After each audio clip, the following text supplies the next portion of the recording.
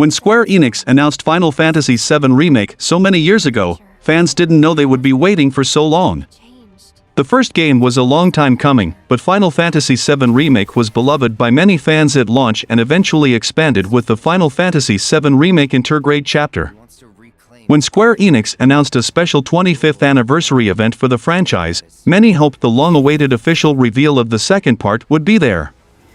There were a ton of exciting announcements at the Final Fantasy VII event, including an improved version of Crisis Core, but of course, Square Enix delivered upon several fan requests when it pulled back the curtain on Final Fantasy VII Remake Part 2. The Final Fantasy VII Remake Part 2 trailer opens by discussing or questioning Sephiroth's endgame and his plans for the planet, while showing off what appears to be a bigger open area than seen in the first game's Midgard. It also seems to tease more developments of Zack Fair's new story before ending rather quickly. It's not much, but it is a nice teaser of what's to come. The trailer ends by revealing its official title, Final Fantasy VII Rebirth, and confirming a release window of next winter, meaning 2023. Potentially, the most literal interpretation of the title, Rebirth, could easily refer to antagonist Sephiroth and his need to rebuild his physical body. Prior to the events of the original Final Fantasy VII, Sephiroth discovered the unethical experiments that the Shinra Power Company had been carrying out, including those related to his own birth and powers. These revelations led to Sephiroth rethinking his entire worldview, and ultimately going on a destructive rampage that left his body severely damaged. At the beginning of Final Fantasy VII, Sephiroth was barely clinging to life, sustained only by the power of the lifestream. One of his primary goals throughout the game was to rebuild a working body for himself. Ultimately, in the original game, Sephiroth succeeded in locating the cells of the alien organism Genova, which had been used to alter his body in the first place. From these cells, he built himself a new physical form, with which he was able to confront Cloud during the final battle of Final Fantasy VII. However, changes made to the remake timeline indicate that Sephiroth may be able to carry out this rebirth and reconstruct his body much earlier. Thus, Rebirth could signal the reappearance of a physical Sephiroth, able to challenge Cloud and his party more directly and serve as a much bigger threat in Part 2 of the remake. One of the most memorable moments of the original Final Fantasy VII is the death of Aerith Gainsborough, one of Cloud's party members who journeys with him from the beginning of the game. Aerith is the last remaining descendant of an ancient race called the Cetra, which grants her both powerful magical abilities and the constant, unwanted attention of higher-ups from Shinra. She joins Cloud on his quest to hunt down Sephiroth, and can potentially develop feelings for him, although it is unknown how much of her feelings towards Cloud come from memories of her previous relationship with his friend Zack. While attempting to use her holy magic to stop Sephiroth from casting the dark magic meteor, Aerith is killed by Sephiroth and her body and spirit both return to the planet's lifestream. If Final Fantasy VII Rebirth plans to continue altering the original game's story, one of the most dramatic ways to do so would be allowing Aerith to survive. She could successfully cast Holy and stop Sephiroth, averting her death entirely, or she could be killed and somehow reborn or resurrected using the lifestream. Either of these options could easily relate to the subtitle Rebirth. Although he remains one of the Final Fantasy franchise's most iconic protagonists, Cloud Strife is in fact a deeply conflicted individual who suffers from identity and memory issues relating to his guilt over the death of Zack. At the beginning of the game, many of the memories Cloud thinks he possesses, including his time in the soldier program and his feelings of having met Aerith before, are actually Zack's memories. It is only throughout the course of his journey alongside his companions and his hunt for Sephiroth that Cloud is able to establish any sort of identity or self. The presence of the subtitle Rebirth could indicate that the second part of the remake trilogy will focus on Cloud's internal journey, and potentially mean that he is successful in establishing his identity once again. At the beginning of both Final Fantasy VII and Final Fantasy VII Remake, much of the world is in a bad state. The massive city of Midgar is a miserable place to live, with only the richest and most powerful even able to afford to see the sky. The lifestream is weakened, and its guardians, including Aerith's ancestors and Red XII species, among others, have been captured or destroyed entirely by the greedy, power-hungry Shinra. Avalanche, the resistance group which party members Barrett and Tifa are a part of, is dedicated to opposing Shinra's efforts and protecting the environment. It is possible that Rebirth refers not to the rebirth of a single individual, but instead of the entire world free from Shinra and Sephiroth's clutches. To the surprise of fans, director Tetsuya Nomura was extremely insistent during the anniversary event that Final Fantasy VII Rebirth should not be thought of as simply a remake, and will in fact serve as a potential entry point for new Final Fantasy fans who have not previously played any other game in the expansive Final Fantasy VII universe. If Nomura's claims are true, it is possible that the title Final Fantasy VII Rebirth refers to a rebirth not for any one character, or even the game's world, but for the entire series. The trailer reveals that Final Fantasy VII Rebirth is still in the early stages of development, but that did not restrict the developers from including some very interesting details. The dialogue, areas, and characters showcased in the reveal initially pose more questions than answers, but a great deal is revealed upon close inspection. The only interaction between Cloud and Tifa in this trailer sees Cloud stating, "I saw you lying there. I figured it was too late." Tifa replies, "Wait, what are you implying? That I died? That I'm some kind of imposter?" This exchange is lacking in context, but it could be referencing two particular moments. The original game saw Tifa attacking Sephiroth with his sword, the Masamune, after he murdered her father. After a brief scuffle, Sephiroth reclaims his blade and slashes Tifa with it, leaving her for dead. Cloud is more than likely referencing this moment, but there is also a chance he is alluding to his vision in Shinra HQ tasked with rescuing Aerith from Shinra's maniacal clutches. Cloud, Tifa, and Barret all journey topside to gain access to Shinra HQ. As they venture to the top of the building, they come across a virtual reality experience that documents the history of the ancients. The video begins to distort and Sephiroth appears to once again ruin the day by killing Tifa. Though it was only a vision, Cloud may very well be alluding to this moment. The end of the trailer shows Zack approaching the walls of Midgar with Cloud in his arms. As he stares upward at the city walls, he sees that one of the plates has been destroyed. Shinra has dropped 2 plates on the Undercity, but it is unclear which plate is being showcased in the trailer. Though it is not confirmed, there may be a chance that the tampering of time resulted in Zack returning to the same timeline that Cloud is currently in. If this is the case, Zack may be able to assist their party from a different plane, but it is still too early to confirm. The climax of Final Fantasy VII Remake altered the course of history itself by changing Zack Fair's fate. Having survived the past events of Crisis Core, Zack has finally returned to Midgar to find Aerith. As promising as his return seemed, the Intergrade DLC revealed that he could not find Aerith in the Sector 5 slums, implying that she no longer exists in his new reality. The final moments of the Final Fantasy VII Rebirth trailer presented Cloud and Aerith discussing how they have no idea of what became of Zack, so perhaps the alteration of time had a few side effects. With Zack no longer a part of their world, Cloud and Aerith may have to retrace their memories to uncover a way for him to truly return. After Cloud and his companions leave Midgar in the original Final Fantasy VII, Cloud reminisces about his time as a soldier. Once an employee of Shinra HQ, Cloud was tasked with returning to his home in Nibelheim alongside Sephiroth before Jenova possessed his mind. During his recount of past events, the player is allowed to experience Cloud's seldom discussed past. Though Sephiroth's appearance in the Final Fantasy VII Rebirth trailer may have confused fans, its meaning is quite simple. This segment is portraying how Cloud's flashback will play out. The player will once again be able to play through Cloud's journey to his hometown and more than likely witness Sephiroth's sudden change in allegiances. It seems that Sephiroth will be briefly joining the party during this chapter as he did in the original game. Final Fantasy VII Remake's combat is one of the game's strongest features. It was innovative but effective, permitting the player to soar to new heights while brandishing their overly large blades. Sadly, this fluidity did not transfer to exploration. The remake saw players often confined due to its lack of fluid movement outside of combat situations. Playable characters could walk and run, but any other form of movement was restricted physical confrontations. The unveiling of the Final Fantasy VII Rebirth trailer reveals that Cloud will now have the ability to traverse more difficult terrain. Very little is shown in this regard except for Cloud hopping over a rock. Developers clearly included this detail for a reason. Perhaps it implies a much-needed new traversal system will be implemented in the sequel. Final Fantasy VII Remake saw Cloud and his friends plagued with the presence of black feathers. These feathers, for the most part, are only ever seen by Cloud, as his mind seems to be summoning Sephiroth back. Though a great deal of the narrative is told without referencing Sephiroth, black feathers are always a brief thought of him away. The Final Fantasy VII Rebirth trailer is chock full of feathery imagery, but not in the way fans would expect. These angelically white feathers seem to be referencing a different group of people.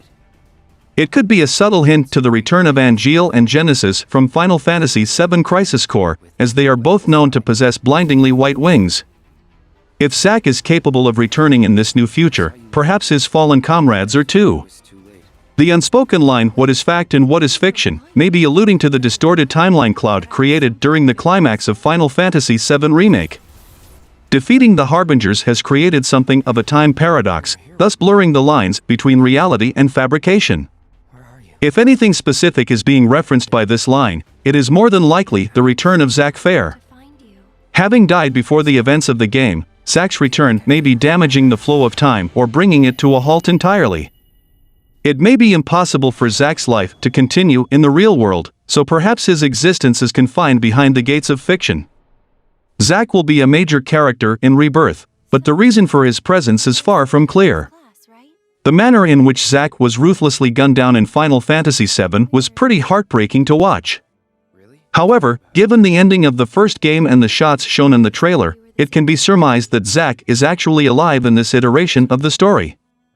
The way they limp towards Midgar means that some major reveals are bound to occur in this game. Fans are pretty excited to see what Final Fantasy VII Rebirth will have in store for them. A big part of the final clash between Sephiroth and the heroes stems from the fact that Sephiroth had used a powerful piece of black magic that was poised to hit and destroy Earth. The iconic meteor spell was used for this purpose, and Comet served as the in-game use of this spell from the series instead. In the trailer, there's a brief glimpse of this attack hitting Earth, which looks pretty destructive indeed. While it's pretty much a given that the party will stop Sephiroth in his tracks before he manages to unleash this wave of destruction, only time will tell just how much the narrative of the original game will be tweaked by Final Fantasy VII Rebirth. One of the most iconic moments in Final Fantasy VII comes when the party heads to the village of Culm to rest up, following which Cloud narrates his story as a soldier and how he was assigned with Sephiroth to handle an issue in his hometown, Nibelheim. This scene is famous for setting up Cloud as an unreliable narrator of sorts, leading up to the game's biggest and most genius reveal. Of course, the flashback is also iconic for featuring Sephiroth in a battle where this character absolutely decimates an enemy that had impeded them. This seems to be replicated in Final Fantasy VII Rebirth as well, and only time will tell just how faithful this flashback will be to the main game. Jenova is a mysterious entity that hadn't really made an appearance until the party boarded the ship to head to Costa del Sol in the original game. However, due to the nature of the remake, this entity was revealed in the very first chapter and played a pretty major role in the form of an epic boss fight in Final Fantasy VII Remake. It seems that Jenova is poised to play a major role in Rebirth as well. The trailer showed various shots of her true form that the player managed to gaze upon for the first time during the flashback in the first game. She looks just as haunting as ever and is bound to be a memorable part of Rebirth as well. One of the most iconic moments in the original Final Fantasy VII came in the form of Aerith's shocking death. The fact that this permanent party member ate the dust so quickly was pretty jarring and is something that fans haven't forgotten anytime soon. The moments prior to Aerith's death are shown in the Rebirth trailer as well. Given how the events of the story have changed in this tale, it's possible that Aerith's death might not even come to pass. The narration of Tifa and Cloud in the trailer for Final Fantasy VII Rebirth is pretty telling. Instead of Tifa questioning Cloud, it seems that the opposite is in effect instead. Tifa exclaims how it's not possible that she died in Nibelheim, even though Cloud saw her still body. While Cloud also held Tifa's body in the original game, it was pretty clear that he didn't think she was dead. So, it's possible that the game might actually be setting up a completely different reveal that could be just as mind-blowing. The Golden Saucer is one of the most iconic locations in Final Fantasy VII. This wondrous location features several mini-games that the player can participate in, along with a dating sequence that can see Tifa, Aerith, or even Barret accompany Cloud on a sightseeing tour of the amusement park. One of Aerith's lines from her date, "I'm trying so hard to find you," is present in the trailer. Players with a sharp memory recognize this line, pretty much confirming that the Golden Saucer dates are going to be featured in Final Fantasy VII Rebirth. These are the 14 details I have noticed in the trailer with some theorizing and facts. FF7 Remake Part 2 has been announced for winter 2023 as Final Fantasy VII Rebirth, and one more installment is coming after it. It's nice to finally know the full scope of the Final Fantasy VII Remake project, and a trilogy seems like the right approach. Back in the first days of the FF7 Remake announcement, no one knew how to take the news that the remake was being split into an unknown number of parts. Fans quickly deduced that the first part would cover Midgar, but what this meant for these games' content is still unclear. Things were even further muddled when Remake Part 1 actually came out, as the title had been expanded to the length of a 20 to 30-hour RPG experience. FF7's original Midgar only lasted 6 hours at most. The idea of 2 installments was dismissed by most fans, but if every game shared the pace of the first remake, then the series could last 4 or more entries and potentially take over a decade to finish. Thankfully, Square Enix has decided to keep things contained. There is still a lot of uncertainty as to how much of the Final Fantasy VII world will be adapted in Rebirth and the third entry, but that will be the end of it. The news that Final Fantasy VII Remake Part 3 is already in production means that the wait for the full series may just be as long as what fans contended with for Final Fantasy Versus 13. Square Enix moving past its long delays and indefinite development cycles during 7th and 8th console generations is great to see. The company now has a slate of huge titles lined up for the next couple of years, and I couldn't be happier. With the wide-open field shown in the Rebirth trailer, fans are still wondering how the remake trilogy plans on adapting all of Final Fantasy VII. The answer is that it probably won't, and what will be there will not be as fleshed out as in Final Fantasy VII Remake. There's a good chance that the world map has been done away with in favor of larger, more open playspaces that are segregated by chapter. For example, the area surrounding Midgar may be inaccessible, as players start the second game in the calm flashback and may revisit Midgar later via airship. It's also likely that certain places that were visited multiple times in the original, like the Golden Saucer or the Northern Crater, will only be visited once. This cuts down on content that needs to be adapted, while also making room for an altered script. The Final Fantasy VII Remake trilogy will not have the same story as the original game, so there needs to be plenty of room for deviation. The ending of Final Fantasy VII Remake and the subsequent intermission expansion hint that there is a lot of new story content on the way, so merging it with old locations will definitely be a priority. From the moment that details regarding Final Fantasy VII Remake first hit the internet, it's been clear that Square Enix has approached the task of rebuilding its classic game with a roadmap in mind. The way in which the first installment in the trilogy exclusively tackled the Midgar region of the original game underlines this. Instead of revisiting parts of that classic JRPG beat for beat, the publisher has expanded its timeline to make the story and overall gameplay experience even grander. Final Fantasy VII Rebirth's announcement trailer shows that this design philosophy isn't going to change anytime soon. Having teased that the next part of Cloud's journey is going to deviate from the established timeline even further, it stands to reason that the other iconic areas of the original PS1 game will be rolled out gradually as well. Therefore, the decision to retell the game's story across 3 parts almost makes additional intermission-style DLC expansions a necessity. Before Final Fantasy VII Rebirth was unveiled, there was a sense online that beloved characters like Yuffie, Cait Sith, Cid, and Vincent would once again join up with Cloud's party in the second part of the series. With Square Enix now having revealed that an additional game lies in wait even further down the road though, there's less of a guarantee that this will be the case. Having explored Midgar in detail, some characters could simply be out of reach from a story perspective if other areas get the same love. In this respect, a 3-part structure suggests that some characters could be introduced via different means.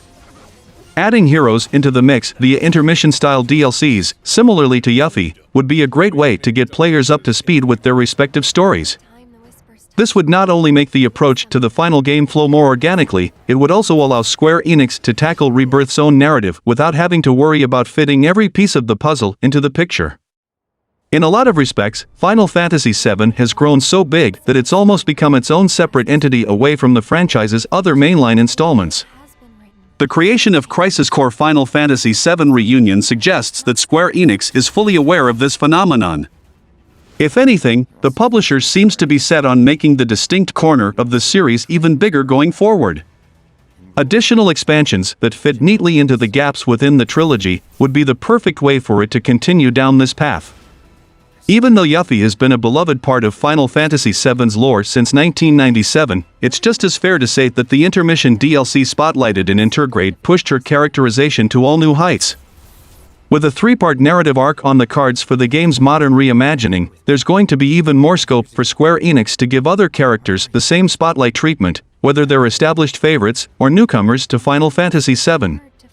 With so much sheer potential out there, more intermission experiences seem like a no-brainer for multiple reasons. This would not be the first time that Square Enix has utilized themed names in relation to Final Fantasy VII.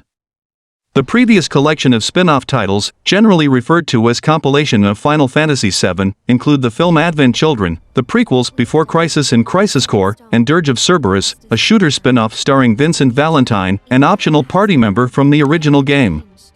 These titles can be shortened to AC, BC, CC, and DC, revealing an alphabetical theming. The upcoming Ever Crisis, which is set to retell the events of several previous compilation titles, continues this theme by shortening to EC. With themed subtitles likely persisting into the third remake installment, speculation about what that title could potentially be has already begun. A fairly straightforward title, Resolution, could refer to the final confrontation between protagonist Cloud and antagonist Sephiroth.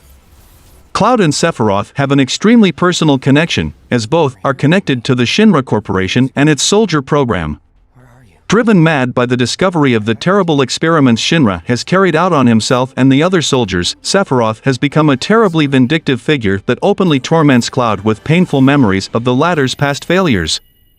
A subtitle like Resolution could indicate that the third part of the remake would be heavily focused on the relationship between these two and their epic final battle. There are a number of Final Fantasy VII characters who could possibly undergo some sort of resurrection in the final part of the remake trilogy. The first is the aforementioned Sephiroth, who suffered severe damage to his physical body prior to the events of the game and for most of it is forced to appear to Cloud as a hallucination or copy powered by the alien Genova. The second is Aerith Gainsborough, a party member who infamously dies permanently in the original Final Fantasy VII. While many fans suspect that the remake is going to prevent her death entirely, another possibility is that she will die and come back to life, possibly using special materia or the lifestream that powers the world. Another major theme of Final Fantasy VII is the environmental destruction caused by Shinra and the poor condition of the world as a result. The city of Midgar, where the first part of the remake trilogy takes place, is overcrowded and heavily polluted, with the poor forced to live in the eternal shadow of the upper city's plates. The lifestream is weakened, and many species such as the one K9 party member Red 13 belongs to have been hunted, captured, experimented on, and driven to near extinction. A subtitle such as Renewal could refer to the environment healing and the world gradually recovering from its current dire state. Renewal could even feature an epilogue focused on Red 13's species returning, much as Advent Children does. Traditionally, a requiem is a song or other musical piece performed to honor and remember someone who has died. Requiem as a subtitle for the third installment in the Final Fantasy VII Remake could potentially indicate a more tragic ending, one in which Aerith or Zack do die as they did in canon, or other members of the party, perhaps even including Cloud himself, sacrifice themselves instead. This subtitle is more likely if parts 2 and 3 of the remake choose to hew more closely to the events of the original game, which currently seems unlikely based on how dramatically the first part has already diverged. This is a thematically appropriate subtitle that works on a number of different levels. On the surface, it seems simple. The remake is a return to the story of Final Fantasy VII, starring the same familiar characters and, despite significant changes, featuring many returning settings, weapons, powers, and more. It also works on a more symbolic level. The inclusion of turn implies turning back time, resetting the events of the previous timeline and replacing them with something newer or better. The idea of a different timeline was already touched upon in Part 1 of the remake, which showed a version of Zack Fair surviving his canon death and potentially leaving his previous world to enter the rewritten timeline of the remake trilogy. Unfortunately, it will likely be several years until Square Enix officially reveals the full title of what is currently simply referred to as Final Fantasy VII Remake Part 3. There was a long gap between the release of Remake and the official reveal of Rebirth, and the latter is currently not planned to release until next winter, which likely means late 2023. It would not be surprising if Square Enix waited another 2 or 3 years to even announce Part 3, and continued to focus on spin-offs such as Crisis Core Reunion and Ever Crisis in the meantime. I am actually stoked for this, and this is a day one as I love the Final Fantasy universe.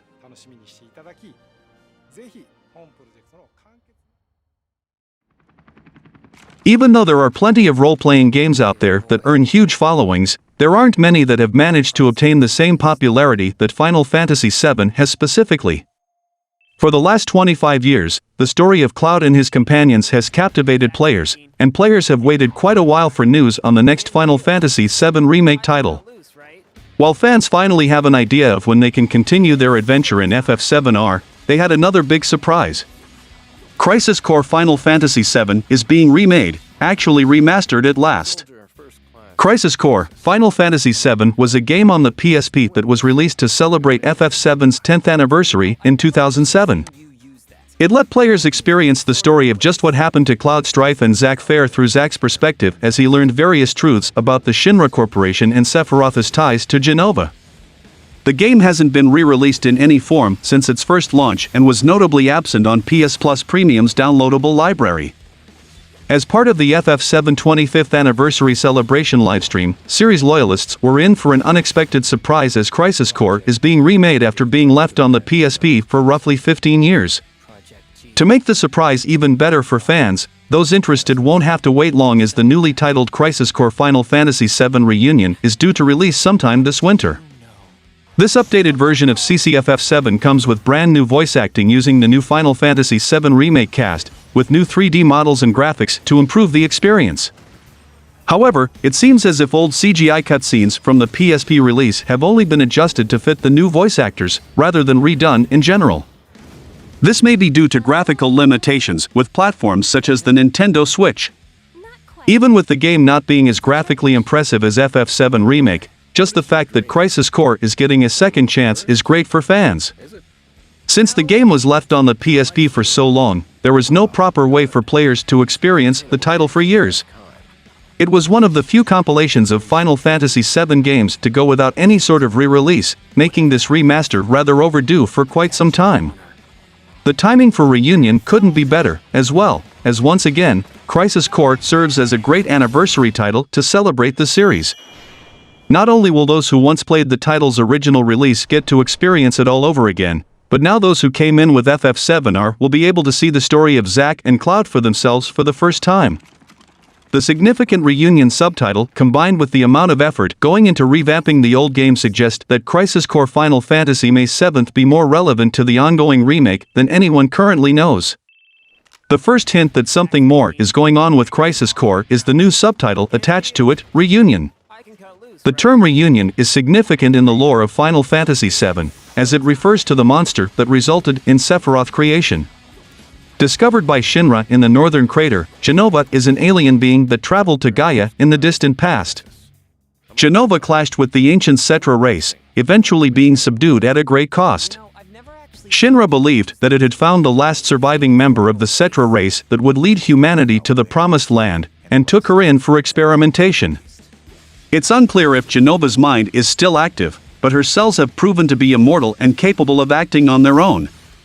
The reunion theory was coined by Professor Hojo to describe what Jenova's cells would instinctively do when separated. By placing some of Sephiroth's Jenova-infused DNA into test subjects, Hojo created an army of near-mindless husks whose only thoughts were to return to the core of Jenova and reunite with it. In the process, Cloud and Zack were also implanted with Jenova's cells, which later allowed Sephiroth to lure Cloud to him and prove Hojo's theory correct. Since its original appearance in FF7, the term has been thrown around in relation to Sephiroth, and was also used during the initial trailers for Final Fantasy VII Remake. One would think that such a weighted word would headline the remake installment coming after Rebirth to fit with the re-dash pattern of the other two subtitles. It seems strange for the term to be used before that point on Crisis Core of all games. For most of Crisis Core, Sephiroth is firmly on Shinra's, and more specifically Zack's, side. Jenova's reunion is years off at the beginning of the game, even if her cells may have influenced the madness of the title's various villains. With such a loaded word associated with major revelations in the original FF7, it's difficult not to believe that Crisis Core Final Fantasy VII Reunion is more important than it appears. One of the apparent intentions with Final Fantasy VII Remake is to bring back many elements introduced in the compilation of Final Fantasy VII. The compilation is an anthology of titles surrounding Final Fantasy VII, building on its backstory and future. Final Fantasy VII Remake's final boss appears to directly reference the 3 Sephiroth clones from Final Fantasy VII Advent Children, and a couple characters from a Turk-centric novel appear as minor NPCs in the game's middle section. Final Fantasy VII Intergrade went a step further by having some deep-ground antagonists from Final Fantasy VII Dirge of Cerberus actually show up as boss fights. The only important entry missing is Crisis Core, which, aside from a few offhand remarks and its 1 vs 1000 version of Zack's death scene being used, has been conspicuously absent from the remake project. What all of this has led fans to theorize is that Crisis Core Final Fantasy VII Reunion will be tied into Final Fantasy VII Remake in some way. Thanks to the overhauled visuals and re-recorded voice lines, there is plenty of room to introduce a new cutscene at the end of the game. The original Crisis Core already had a secret movie detailing what Genesis did after the game's events, and how he is now hibernating in a deep-ground facility. This could easily be changed to herald his return in the main FF7 Remake trilogy. Of course, with Zack's new lease on life in FF7 Remake, the originally tragic end of Crisis Core could be altered to reflect this. It will likely be adapted faithfully to a point, but either the very end of the scenario or a brand new post-credits scene will show Zack's current status. This begs the question, then, of whether the reunion in Crisis Core's subtitle is referring to the living Zack's potential reunion with Cloud and his other friends, or if it is teasing Genesis' return. Genesis does have his own line of Genova cells, something which is acknowledged in 7 Remake. Either way, signs are pointing towards some sort of new content late in Crisis Core Final Fantasy VII Reunion, and it may give us a taste of what's to come in the FF7 Remake trilogy. The trailer did a great job of showing the new visuals of this game, and also featured many other details that hardcore fans have definitely noticed. Keeping this in mind, here are some of the best things that I noticed in the trailer for Crisis Core Final Fantasy VII Reunion. The first and last shot of the trailer is Zack facing off against the wave of Shinra Corps that were hunting both him and Cloud down. It's the part in the game where he makes a last stand and gives these troopers hell before biting the dust. However, with the changes made in Final Fantasy VII Remake, it's very possible that Zack may survive this encounter. How the developers will integrate this change, however, is anyone's guess. Cloud got his Buster Sword from Zack after the latter sacrificed himself to save this blonde Shinra trooper. This iconic sword has played a major role across most of Final Fantasy VII, receiving an upgrade of sorts in Advent Children as well. So, it's rather odd to see Zack wield a rather tame sword in Crisis Core with no defining features whatsoever. Of course, the game will give Zack this iconic sword over time, especially since Angeal is shown wielding this blade as well. The first mission of Crisis Core takes place, fittingly enough, in the iconic train station that was present in the first scene of Final Fantasy VII as well. So, it's fitting that this mission was also shown in the trailer. Playing through this segment once again with remastered visuals and a higher frame rate is bound to be great. The enhanced visuals and smoother gameplay will make this starting portion more memorable indeed. Many fans noticed how the new UI was pretty similar to that of Final Fantasy VII Remake. It's definitely a conscious change, given the sheer amount of effort Square Enix is putting into the Final Fantasy VII universe. It helps that the new UI looks slightly less intrusive. After all, gamers do prioritize immersion more than ever before, and smaller yet concise UI elements are definitely the way to go for this remastered title. It seems that combat in Crisis Core Final Fantasy VII Reunion is going to be pretty similar to its original concept. All the spells, attacks, and the like are pretty similar and have mostly received only visual upgrades. The DMW system seems to be pretty similar as well, with Zack showing limit breaks like the Octaslash against Ifrit. The game is going to be just as enjoyable as ever if the gameplay is untouched, since that was easily the strongest part of the overall experience. Angeal and Genesis are two of the most important characters who were introduced in Crisis Core. Angeal served as a mentor of sorts to Zack and even passes down the iconic Buster Sword to him after his untimely demise. Meanwhile, Genesis is another failed Shinra experiment that goes berserk way faster than Sephiroth did. However, he does plant the seed in Sephiroth's mind to seek out his true origins, which paves the way for the events of Final Fantasy VII. Summons have been an iconic part of Final Fantasy ever since the third entry. So, it's only fitting that the original Crisis Core and its remaster feature these powerful figures as well, with both Ifrit and Bahamut making an appearance in the trailer. The list of summons in the original game that are bound to make an appearance in the remaster are Ifrit, Odin, Phoenix, Chocobo, Kate Sith, Cactuar, Tunberry, Moogle, Magic Pot, and 2 versions of Bahamut. Watching these summons with upgraded visuals in Crisis Core, Final Fantasy VII Reunion is going to be pretty engaging indeed. Before wearing her iconic getup that everyone is familiar with, Aerith actually used to wear a simple white dress. It's this outfit that she wears while greeting Zack in Final Fantasy VII. Seeing Aerith in this outfit is pretty great, and she's bound to have some strong moments of character development with Zack in Crisis Core. That being said, all of this is going to be pretty tragic if Zack ends up dying in the end. Definitely play this prequel story to fully experience the events of FF7. The Final Fantasy VII 25th anniversary celebration brought major announcements for fans of the iconic Japanese RPG. As part of the festivities, Square Enix revealed a new lineup of Final Fantasy VII goods for those eager to spend a handsome amount. During the beginning portion of the special livestream, Square Enix revealed a plethora of new Final Fantasy VII merchandise. The new merchandise lineup includes plushes, music vinyls, and premium Play Arts figures of iconic Final Fantasy VII characters. Among one of the most intriguing pieces of merchandise is a Final Fantasy VII Remake digital clock in the form of Cloud's Buster Sword. This special edition clock comes with 5 music tracks from Final Fantasy VII Remake such as One Winged Angel, Rebirth, and The Air Buster. The Buster Sword digital clock is available to pre-order now from the Square Enix store for $200 with an expected shipping date of January 2023. Some of the more expensive Final Fantasy VII 25th anniversary merchandise includes a Play Arts Kai action figure set of Roche and his motorcycle from Final Fantasy VII Remake. The full set costs $470, but the Roche figure may be purchased separately for $190 if so desired. Although similar pricing is seen across a variety of Final Fantasy VII figures and jewelry, plenty of affordable merchandise is available to purchase at the Square Enix store. Merchandise such as the Final Fantasy VII Remake Buster Sword clock allows fans to spruce up their living quarters with special flair based on the renowned game. For many years, sought-after Final Fantasy VII merchandise from Square Enix would normally be exclusive to the stores in Japan. The 25th anniversary allows the community to celebrate as a collective, which means merchandise isn't limited to just one country. However, many premium items have an expected shipping date well into the latter half of 2023, which is closer to the release of Final Fantasy VII Rebirth. Final Fantasy VII 25th anniversary merchandise is likely to sell out fast, so customers should act just as quickly and consider the waiting period.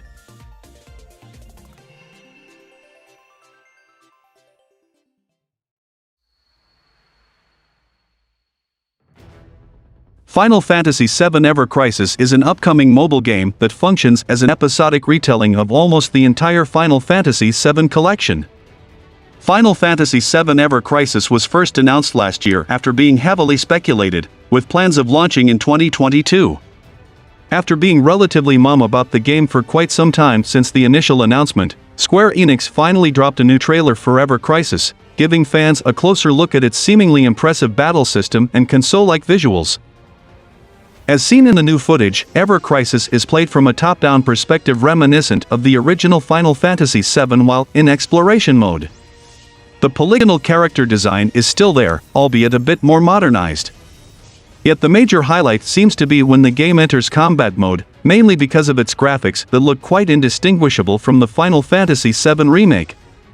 Combat in Final Fantasy VII Ever Crisis appears to be vastly inspired by the original Final Fantasy VII's active time battle system, which essentially acts like a pseudo-turn-based combat system. This can be considered great news for fans of the original game's dynamic turn-based system, which was changed into something more akin to Final Fantasy XV's action-based system in the Final Fantasy VII Remake. Balancing nostalgia and newness seems to be core to the overall Final Fantasy VII Ever Crisis experience. Not only will it tell the story of each game in the Final Fantasy VII timeline, including spin-offs like Crisis Core, Dirge of Cerberus, and the Advent Children movie, but Ever Crisis will also feature some original stories that haven't been told anywhere else. Covering so much story content in Final Fantasy VII Ever Crisis seems like a gargantuan task, but the game is being planned to release in monthly installments to give fans time to play through each episodic chunk. The mobile game will serve as a retelling of the main timeline of Final Fantasy VII, including various elements of its compilation like Advent Children, Before Crisis, Crisis Core, and Dirge of Cerberus. This will be a fascinating collection for Final Fantasy fans and will be the first time any gamers have been able to play through the events of the animated film Advent Children. The inclusion of spin-offs like the Vincent Valentine-focused Dirge of Cerberus will also help flesh out the main timeline of Final Fantasy VII and the characters that flit in and out of its expansive narrative. While fans are excited to relive a lot of the key events of the game and its associated parts, Final Fantasy VII Ever Crisis is also a chance for Square Enix to provide something new and exciting, like a more fleshed-out backstory for a certain sword-wielding antagonist. With a scope that spans years before the start of the main Final Fantasy VII game and encompasses years after the story events as well, Final Fantasy VII Ever Crisis is certainly ambitious. Adding new plotlines when the mobile game is already attempting to cover so many might seem like a tall order, but the glimpse of Sephiroth sporting shorter locks and not his usual iconic silver mane has piqued the interest of a lot of fans. Sephiroth's background isn't a complete mystery, as the main antagonist in Final Fantasy VII, Sephiroth gets his share of screen time and narrative focus. Players already know how the renowned former soldier was driven mad when he learned of his true origins and began a murderous rampage. However, Sephiroth's appearances have only ever really focused on his time as a soldier when he was already a hero and decorated warrior, and then afterward when he'd had his fall from grace and descended into true madness as he pursued ultimate power and revenge. Players have never spent time with a young Sephiroth or seen how the troubled and solitary boy became the murderous villain. Final Fantasy VII Ever Crisis tease that the game will somehow explore Sephiroth's backstory in more detail is great news for fans of the series and of the infamous ex-soldier who had such an impact on the franchise. All in all, Final Fantasy VII Ever Crisis might come across as a great proposition for true fans of the series, even if it will only be available on mobile devices. While the game still doesn't have a specific release date, Square Enix did announce that it will be running a closed beta test for Ever Crisis later this year. Updates on Final Fantasy The First Soldier, the mobile battle royale game, was also revealed, but let's skip that, as it don't have any relation to any lore.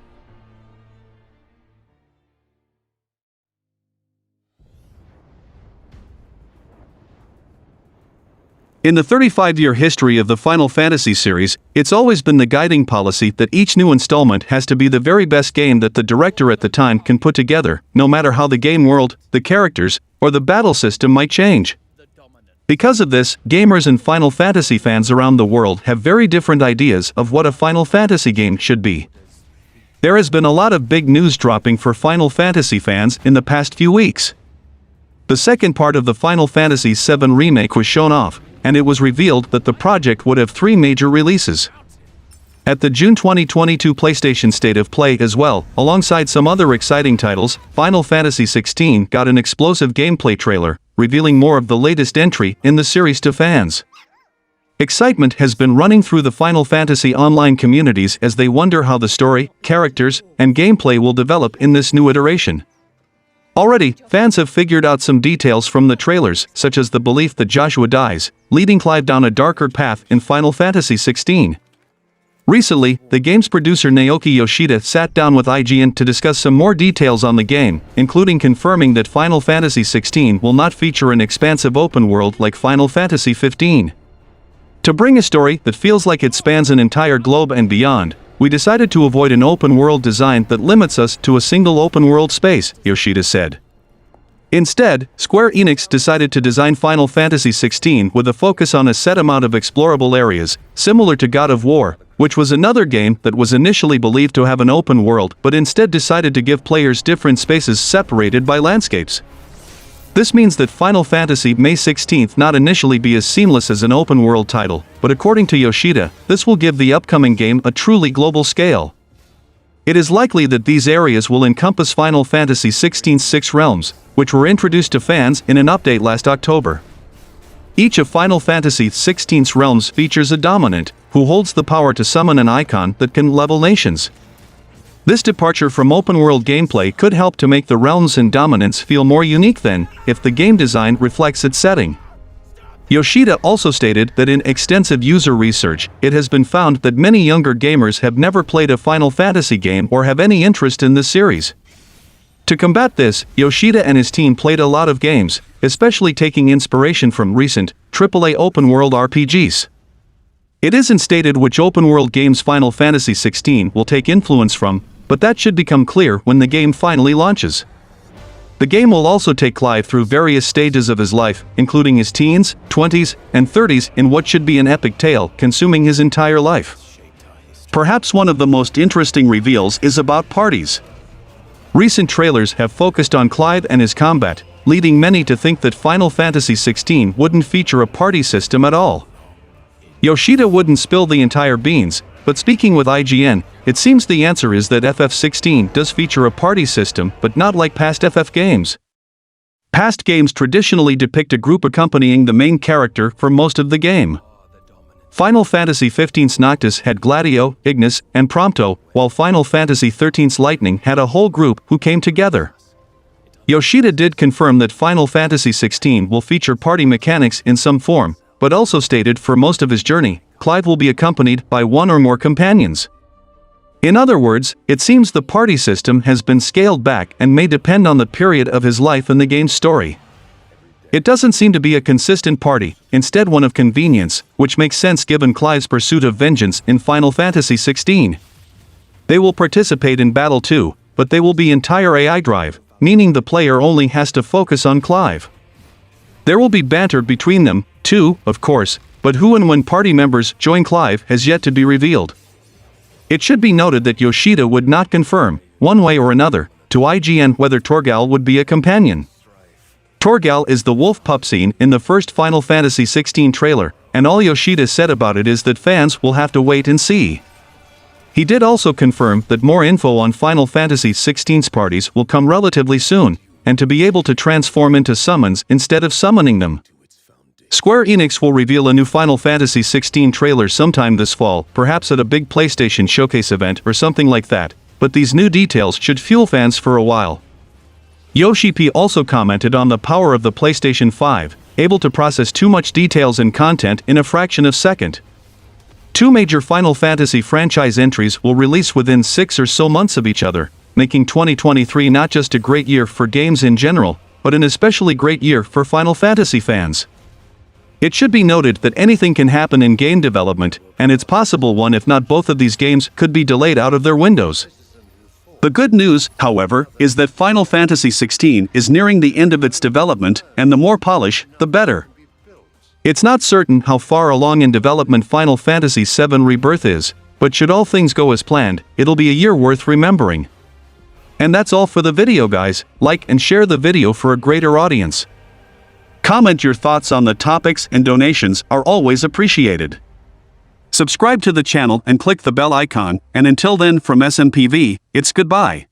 Awaken, child of fate. Awaken, if free.